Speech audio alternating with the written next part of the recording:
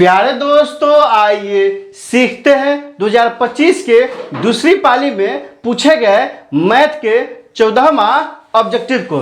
दोस्तों, आप यहाँ देख रहे हैं सेठ जी का 14वां सवाल है। दो समरूप त्रिभुजों के क्षेत्रफलों का अनुपात 121 अनुपात 169 है, तो उसकी संगत ऊंचाइयों का अनुपात है। ए में क्या दिया है 13 अनुपात 12, बी में क्या दिया है 12 अनुपात 13, सी में क्या दिया है 11 अनुपात 12, डी में क्या दिया है 11 अनुपात 13।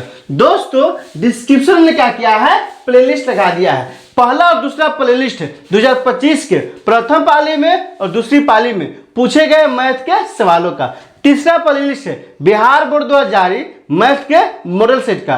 और चौथा प्लेलिस्ट है, चूंकि कहाँ का सवाल है ज्यामिति का सवाल है, तो ज्यामिति का लगा दिए। आप वहां जाइए, उन वीडियो को इत्मीनान से देखिए, ताकि समझ बनेगा कि एग्जाम में किस तरह से पूछा जाता है और आपको कैसे बनाना है। आइए इस सवाल को हल करते हैं। यह क्या दिया है, दो समरूप त्रिभुज के क्षेत्रफलों का अनुपात दिया है। मतलब क्या है दोस्तों, अगर area of triangle A B C अनुपात area of triangle D E F कितना दे दिया है, तो दे दिया है 121 अनुपात 169। निकालना क्या है, उसकी संगत ऊंचाइयों का अनुपात निकालना है, संगत ऊंचाइयों का। तो दोस्तों आप ध्यान दीजिए, जानते हैं कि हम जानते हैं कि क्या जानते हैं कि दो समरूप त्रिभुज के क्षेत्रफलों का अनुपात उसकी संगत ऊंचाइयों के वर्गों के अनुपात के बराबर होता है, अनुपात के बराबर होता है। स्टेटमेंट है ना, इसी की मदद से ये सवाल बनेगा।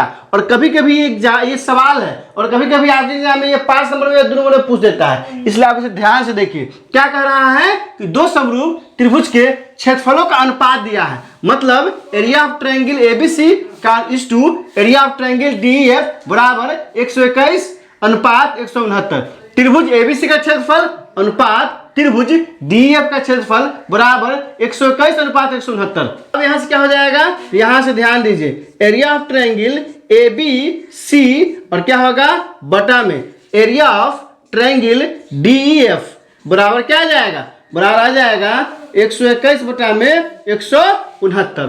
क्या कह रहा है स्टेटमेंट में, तो समरूप त्रिभुज के क्षेत्रफलों का अनुपात उसकी संगत ऊंचाइयों के वर्गों के अनुपात के बराबर होता है। मतलब क्या होगा दोस्तों, इसके ऊंचाई का स्क्वायर बटा में इसके ऊंचाई का स्क्वायर। ठीक, एबीसी है ना, इसका ऊंचाई क्या हो जाएगा एम, तो एम का स्क्वायर बटा में डीएफ है ना, इसका ऊंचाई क्या हो जाएगा दोस्तों डीएम का स्क्वायर बराबर क्या आ जाएगा 121 बटा में 169। अब यहां से क्या करेंगे, इसका होल स्क्वायर करेंगे, यहां से हो जाएगा एम बटा में डी एन का क्या हो जाएगा होल स्क्वायर बराबर क्या आ जाएगा 121 बटा में 169। यहाँ से क्या आ जाएगा दोस्तों एम बटा में क्या आ जाएगा डी एन बराबर क्या हो जाएगा रूट अंडर 121 बटा में क्या आएगा 169। अब यहाँ से देखिए, तो एम बटा में डी एम का मान कितना आ जाएगा, तो यहाँ से हो जाएगा एम बटा में डी एन बराबर क्या आ जाएगा,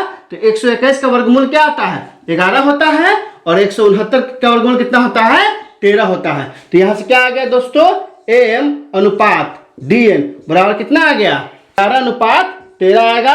यही हमारा आंसर हो गया। मतलब क्या है दोस्तों कि त्रिभुज के क्षेत्रफल का अनुपात जो दिया था 121 बटा में 169, इसकी ऊंचाइयों का अनुपात कितना आया है, तो ऊंचाइयों का अनुपात आया है 11 अनुपात 13।